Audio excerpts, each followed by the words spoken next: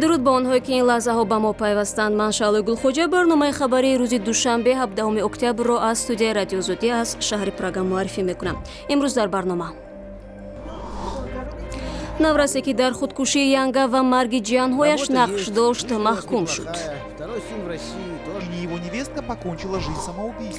حکومت عراق با کمک نیروهای آمریکا عملیات اخراج گروه دولت اسلامی از شهر موصل را شروع نمود. عملیات را باید ارتش عراق و نیروهای محلی شروع کنند، نه گروه‌های نیمه نظامی شیعه. و ساکنان یک محله حصار از شرایط بدی بنای استقامتی شکایت دارند، ولی مقامات با آنها موافق نیستند. این خونه همش خصوصی که هست باید خودی مردم تعمیر کنه که از سببی که شرایط مردم کم ترک وضعی حکومت شهری حصار خودش با ذمه گرفته تعمیر کرده. تفسیر خبرها را از حکم دادگاه شهر نارک در نسبت نابالغی که همسر و فرزندان برادرش را به خودکشی رساند شروع میکنیم. دادگاه مذکور مویرا خول و 17 ساله را به 140 ساعت کارهای حتمی محکوم نموده است. طبق کودکس جنایی تاجیکستان این سخت‌ترین مجازات برای یک نابالغ محسوب می شود. دادگاه خلاصه کرد مویرا خول و با جنگ و جنجال های پیوسته عروس خاندان زهرا محمد مراد و 4 فرزندش را وادار نموده است که خود را از پروگ به دریا اندازد. این حادثه مدهش روز 5 فوریه جامعه تاجیکستان را تکان زده کرد. مسئولان کمیته کار با زنان و عاله تاجیکستان در 6 ماه اول سال جاری 160 حادثه خودکشی زنان را در کشور ثبت کرده است.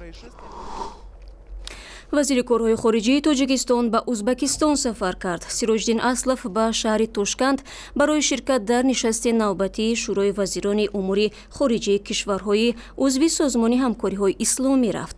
این همایش روزهای 18 و 19 اکتبر دایر می شود و در محور آن بررسی مسائل مربوط به گسترش همکاری‌های کشورهای عضو، امنیت منطقه و جهان و دیگر موضوعات بین‌المللی قرار می‌گیرد. در مجموع در جریان کنفرانس تخمیناً 100 قطعنامه در مسائل سیاسی، اقتصادی و فرهنگی و معرفتی تصدیق شده خود نشست با یک اعلامیه عمومی به انجام می رسد. این نخستین همایشی بلندپایه بین‌المللی بعد درگذشت پرزیدنت اسلام کریموف است که در شهر توشکند برگزار می شود.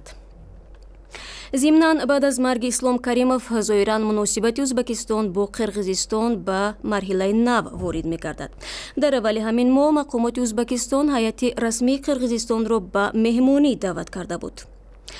توافقی که در جریان این دیدار و ملاقات به دست آمد طلبات را برای رفاه ساکنان این دو کشور نرمتر نمود، در حالی که تا 1 سال پیش ساکنان دو طرف مرز به مرگ نزدیکان و پیوندان نمی رسیدند. حالا شرکت در خرسندی همدیگر برای آنها امکان پذیر شده است. زرانگیز نوروشا در این باره جزئیات دارد. نقطه نظارت مرزی ازبکستان و قرقیزستان داستوک چند روز اینجانی پر ازدحام است. مردم خبر یافتند که حالا سفر به ازبکستان آسان‌تر شده است.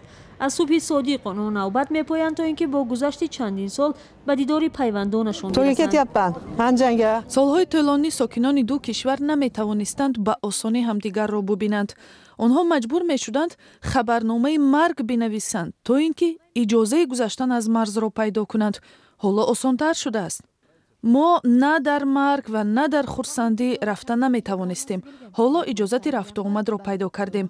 به نام من دعوتنامه توی آمد. اکنون نقشه دارم که به انجام روم. همیشه تو مرزبانان میگویند اگر قبلا سرحد را تنها تا 300 نفر میگذاشتند، حالا بیش از 1000 نفر شده است. چون این سبوکی ها بعد سفری هیئت قرقیزستان به اندیجان داده شد. در این ملاقات معاونان سروزیران قرقیزستان با ازبکستان توافقنامه همکاری را به امضا رساندند. اکنون بر اساس این اسناد مردم را برای گذشتن اجازه می‌دهند. سبوکی ها در مرز را میتوان همچون نتیجه خوشبین کننده ملاقات مقامات ازبک و قرقیز پاگذاری کرد. رهبران قرقیزستان و ازبکستان سازشنامه را امضا کردند و کار مردم آسان شد. برای این ما اظهار منتداری میکنیم. البته نمیتوان گفت که مرز کلان باز است چون که نظام طلب برقیه هنوز از بین رفته است. اما برای ماشین‌های باربر تاکنون مشکلی‌ها وجود دارند. راننده‌هایی را که شناسنامه قرقیزی دارند سال‌هاست به ازبکستان راه نمی‌دهند. آنها مجبور می‌شوند که با دادن مبلغی کلان همتایان قزاق و یا روس را کرا کنند. بنابر مشکلات در مرز ما نمیتوانیم به ازبکستان برویم و خودمان مال را بار کنیم و یا حداقل ببینیم که به ماشین ما چی بار میکنند. و راننده‌ای که ما کرا میکنیم $200 میدهیم و بجز این برای خورد و خوراکش هم پول میدهیم. عبور مرز برای ما گران می‌آید. صاحبکاران امیدوارند که مقامات در آینده نزدیک به مشکلات آنها نیز توجه میکنند و با جانب ازبکستان برای دادن سبوکی به آنها به توافق میرسند. برنامه را ادامه می‌دهیم. ارتش عراق عملیات دیرانتظاری نظامی برای اشغال مفصل بزرگترین استحکام گروه دولت اسلامی در عراق را آغاز نمود. این شهر در ماه ایون سال 2014 به تصرف گروه دولت اسلامی گذشته بود و رهبر این گروه افراطی ابوبکر بغدادی از مسجد جامع مفصل اعلان کرد که آنها خلافت اسلامی تشکیل کردند.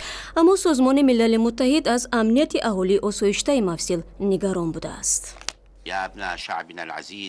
سروزیر عراق حیدر علی بادی اعلام کرد که عملیات اخراج سلاح به دستان گروه دولت اسلامی از شهر موصل آغاز می‌یابد. احتمال عملیات پاکسازی موصل که با کمک نیروهای آمریکایی دایر خواهد شد، بزرگترین چاره‌بینی مشترک نظامی از زمان جنگ عراق در سال 2003 شود. موصل آخرین استحکام بزرگ گروه دولت اسلامی در عراق است. قبل از جنگ در موصل 2 میلیون نفر اکثرا مسلمانان سنی مذهب اقامت داشتند. وزیر کارهای خارجه ترکیه مولود چاوشاغلو اظهار امیدواری کرده است که گروه جهادی از موصل بیرون کشیده می شود. Bizim Irak'da Musul operasyonuyla ilgili düşüncemiz gayet net. فکری ما درباره موصل واضح است. عملیات را باید ارتش عراق و نیروهای محلی شروع کنند، نه گروه‌های نیمه نظامی شیعه. واحدهای کردی پیشمرگه هم می توانند به عملیات همراه شوند. ما نباید وضع را به وجود آوریم که انتخاب mardum در بین گروه دولت اسلامی و گروه‌های شیعه باشد. tercih yapmaya zorlamamamız gerekiyor. وزیر ترکی تصدیق کرد که آشوبگران سوریه سلاح به دستان گروه دولت اسلامی را از شهرک دبیق سوریه بیرون کردند. چاوشاغلو علاوه کرد که ارتش آزاد سوریه دبیق را اشغال نموده در سمت شهرهای الباب و منبیج حرکت دارد، ولی دهات گرد و اطراف دبیق تحت تصرف گروه دولت اسلامی قرار دارد. باز هم برمیگردیم به تاجیکستان. 4 اکتبر سال روان موسم نوی لاتاری گرین کارت و یا حق استقامت و کار در ایالات متحده آمریکا آغاز یافت که تا 7 نوامبر ادامه خواهد کرد. کسانی انتخاب شده امکان خواهند داشت که سال 2018 برای زندگی دائمی به آمریکا هجرت کنند. هر سال 10,000 نفر به این واسطه به آمریکا می‌کوچند. شرکت در این لاتاری به پول است و هر کس میتواند توسط اینترنت داوطلب شود. ولی خبرنگارمان در دوشنبه به رادیو صوفی میگوید در تاجیکستان بسیاری ها با کمک شرکت ها اسناد خود را برای شرکت در قرعه کشی ارسال میکنند. فروخ علیف سال گذشته لاتاری گرین کارت آمریکایی را برد و امکان مهاجرت به آمریکا را پیدا کرد. این دانشجوی دانشگاه آموزگاری دوشنبه حالا انتظار دعوت برای صحبت در سفارت آمریکا در قزاقستان است. هدف دیگر تحصیل کردن، مثلا ما میتوانیم در آنجا زندگی کنیم، تحصیل کنیم، کار و فعالیت کنیم در خارجه. بسیار هستند نفرایی که رفتگان حالا با همین برنامه رفتگان در آنجا کار میکنن، میخونن، تحصیل کردن در دانشگاه‌های مشهور آمریکا. در موسم یک ماهه آزمون دریافت حق مهاجرت به آمریکا که با نام آزمون لاتاری گرین کارت معروف است، صدها نفر مثل فروخ تلاش شرکت در این آزمون را دارند. هوس بیشتر برای مهاجرت به آمریکا مرکزهای پر کردن سندها برای شرکت در این آزمون را در دوشنبه زیاد و فعال کرده است.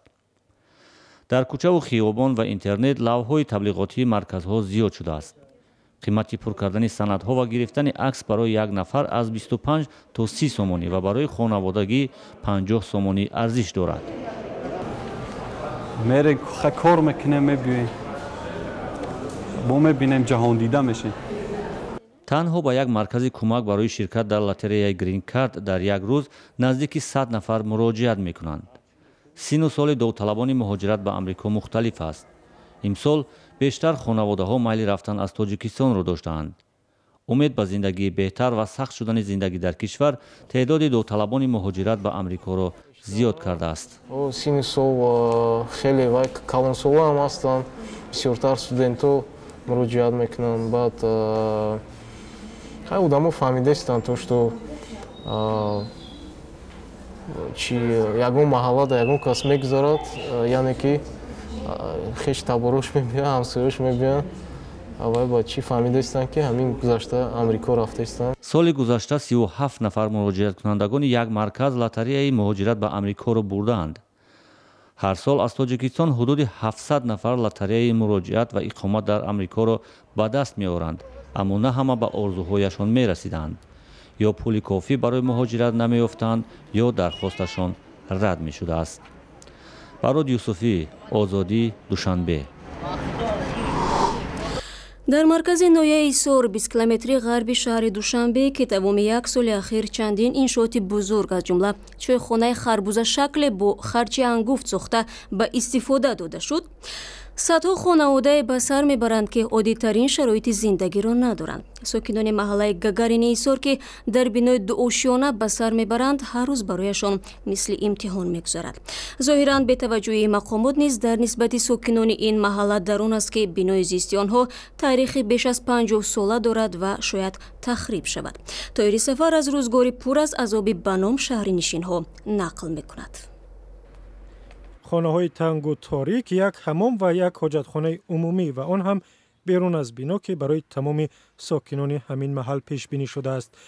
این امورها از بایگانی نیست، بلکه واقعیت امروز و شرایط زندگی ساکنان یک محله در مرکز شهری حصار است.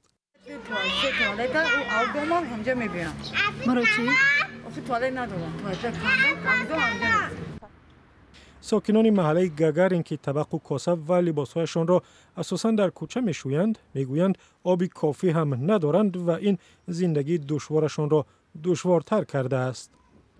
در پیروتای سحری میشه و هم آب کم میرسم اونا جوارو افلوس نه آبی کشیده بالا دویم اتاج آب میکشه میبروریم گرز محکم میشه ایها دامای دیگه میبیوریم میکشه 2-3 ساعت آب میبیاد با پگه سحر هم خیلی بود 2-3 ساعت همون اما چیزمون رو پر کده میمونیم با تو پگه سحر. قرار است رئیس جمهوری تاجیکستان میانه‌های ماه اکتبر به حصار بیاید. ساکنان میگویند حکومت هم با رنگ و بار بیرون بنا میخواهد بیناهای ولنگار را زمانوی نشان بدهد. مقامات حصار میگویند ساکنان این منزل‌ها صاحب ملک هستند و تعمیر باید از حساب خود آنها صورت بگیرد. اگر وای کنی همین خونه همش خصوصی که هست باید خودی مردم تعمیر کنه که از سببی که شرایط مردم کم ترک واجبی نه حکومتی شهری سر خودش با ذمه گرفته تعمیر کرده. در حالی که مقامات میگویند برای آمادگی به پیشواز پرزیدنت از حساب خود قسمتی از بنا را تعمیر میکنند، ساکنان گفتند که برای این کار از آنها هم پول جمع آوردند. مردم تمام کردند. اینا کراسکا خراب شدن، کراسکا کنه بیرون رنگ خودش میزنن شکاتور کنه، شکاتور کردن روی. بیناهای محله گگرین نزدیک به 500 ساکن دارند. سال 1964 به استفاده داده شدند. مقامات میگویند بیناها باید ویران و به جای آنها بیناهای بلند آشیانه ساخته شود، اما حالا این فقط نقشه است و تا عملی شدن آن معلوم نیست که این مردم تا کی در چنین شرایط و بی آب و حمام و بی حاجتخانه زندگی خواهند کرد. و وزارت کارهای داخلی تاجیکستان از انجام تحقیق پرونده متهمان به کودک‌ربایی در دوشنبه خبر می‌دهد. پرونده مطلوب احمد و رحمان علی یوسف به زودی به دادگاه ارسال می‌شود. این دو نفر 25 ایول امسال بعد از تلاش ناکام دزدیدن دختر 7 ساله از اطراف مرکز سودای صدبرگ پایتخت دستگیر شدند. تفتیشات معلوم کرد که این گروه در محله زرافشانی شهر دوشنبه منزل را به اجرا گرفته و نابالغ را بعد ربوده شدن باید به آنجا می‌بردند. اما تقریباً بعد از 20 دقیقه ربوده شدن نابالغ او را کارمندان فوری ریاست مبارزه ضد جنایت‌های متشکل وزارت کارهای داخلی آزاد نمودند. این نهاد ربوده شدن دخترچه نابالغ را از جانب مطلوب احمد و به خصومت شخصی او و مادر نابالغ پیوند داد. бо нашри ҳамин хабар барномаи имрӯзро поён мебарем. хабарҳои бештар дар вебсайти мо ва наворҳои диданӣ дар YouTube гузошта шудааст. ҳамчунин мо дар Facebook, Одноклассник ва Twitter саҳифа дорем. заминаи радиои озодӣ барои телефонҳои ҳамроҳ низ дарёфти хабарҳои тозаро фароҳам мекунад. дар ҳафтаи нави корӣ бароятон барор мехоҳем.